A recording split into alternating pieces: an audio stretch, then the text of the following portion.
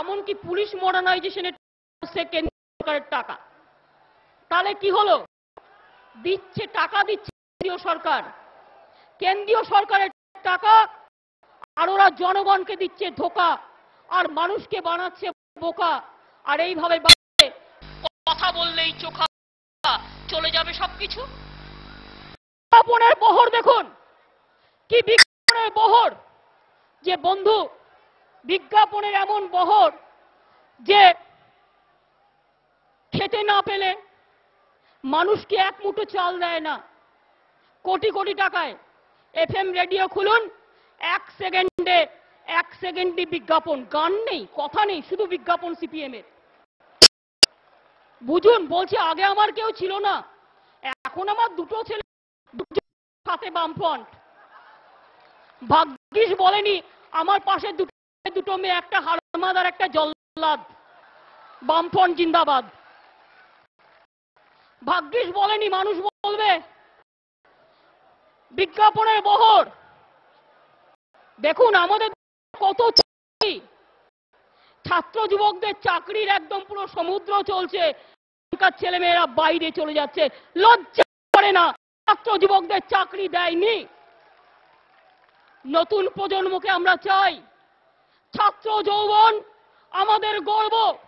আমি এখনো বিশ্বাস করি এই বাংলায় এই ছাত্র ছাত্রীরাই পড়েন, আমার যৌবন, আমার ভাই বোনেরাই পড়েন বাংলাকে নতুন করে মাথা তুলে করাবার জন্য। বলুন বামফ্রন্ট সরকার, তো দিতে হবে। আগে আমি কিছু বলিনি, তারপরে কতগুলো সিদ্ধান্ত আপনাদের দেব। আমি আপনাদের আবার বলি, বলুন তো আমায়, মেদিনীপুর পশ্চিমে জঙ্গলমহল টোটালটাই আপনার কবলে।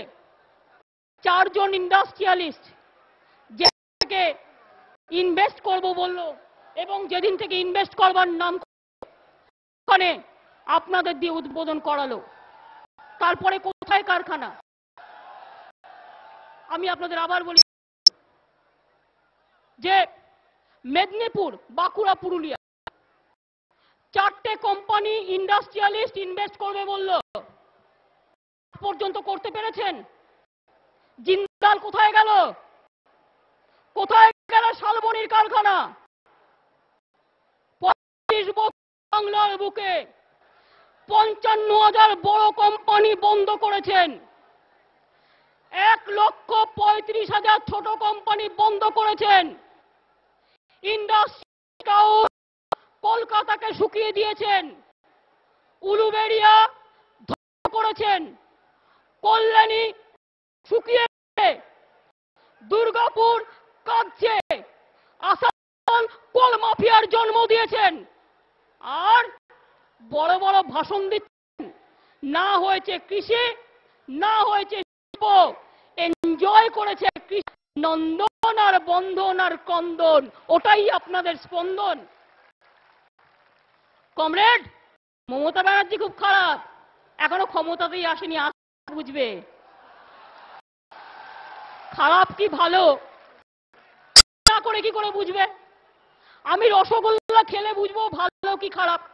আমায় নুন দিয়ে রসগোল্লা দিলে আমি তো ভালো বলবো না, আমায় সুইট দিয়ে রসগোল্লা দিলে আমি বলবো ভালো কি খারাপ। তুমি তো খাওয়াই নি, তুমি তো হচ্ছে ধ্বংসের অমৃতি। 5 বছরের টেস্টেড, আর আমরা তো এখন টেস্টেড, তার মধ্যে তুমি বেরিয়ে গেছো মিথ্যে কথা বলতে। কমরেড, হবে না চ্যালেঞ্জ 1.5 বছর ভার্সেস 35 বছর? হবে কমরেড?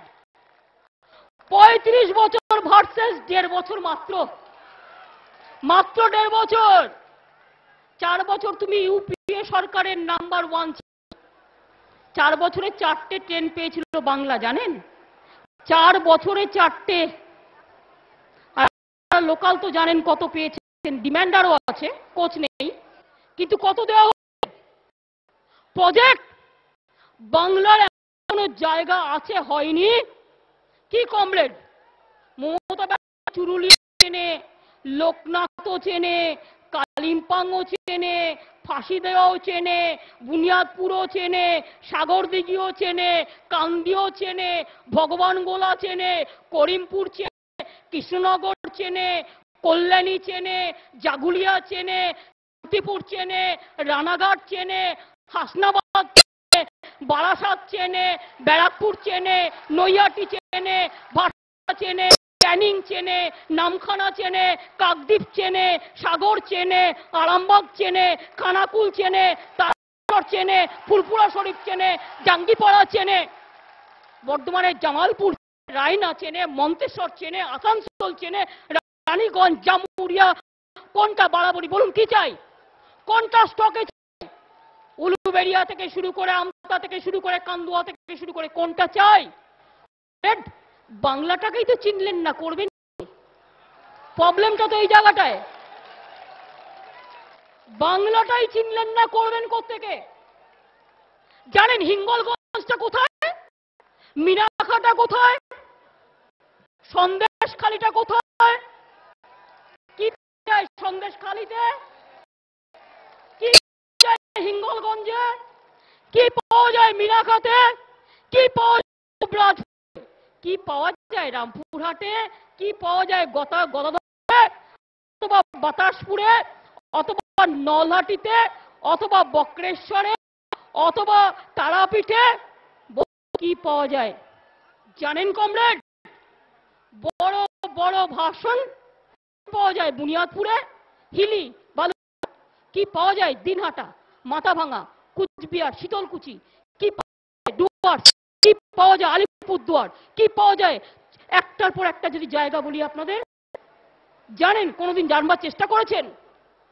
কালো কাছে কাজ তুলে ঘুমিয়ে ঘুমিয়ে বাংলা পার হয়েছেন বন্ধু, বাংলাকে তাকিয়ে দেখার চেষ্টা করেননি। আর করলে হবে? নির্বাচনের আগে রোজ বিবৃতি দিচ্ছে, তিনটে সংখ্যালঘু মেয়েদের বসিয়ে পার্টির থেকে সাজিয়ে নাটক তুলে বলছে সংখ্যালঘুদের জন্য এই করেছি। একটা ঘুটিয়া শরীফ ভাঙা বাস নিয়ে মমতা ব্যানার্জিকে দেখতে যেতে হচ্ছে। মমতা ব্যানার্জি ক্ষমতায় মন্ত্রী হয়ে, রেলমন্ত্রী হয়ে প্রথম ঘুটিয়া শরীফ ডানকুনি দিয়েছে, কম্পিউটার রিজার্ভেশন সেন্টার দিয়েছে, ডেভেলপমেন্ট দিয়েছে। আপনাদের মতো নয়। নির্বাচন আসলে তখন বুঝি সংখ্যালঘু মনে পড়ে, আর নির্বাচনের পরে ওরা সব উগ্রপন্থা। উগ্রপন্থী মনে নেই? আদবানিজির পায়ে পড়ে বলে এসেছিলেন সব উগ্রপন্থী। মাদ্রাসায় সব উগ্রপন্থীরা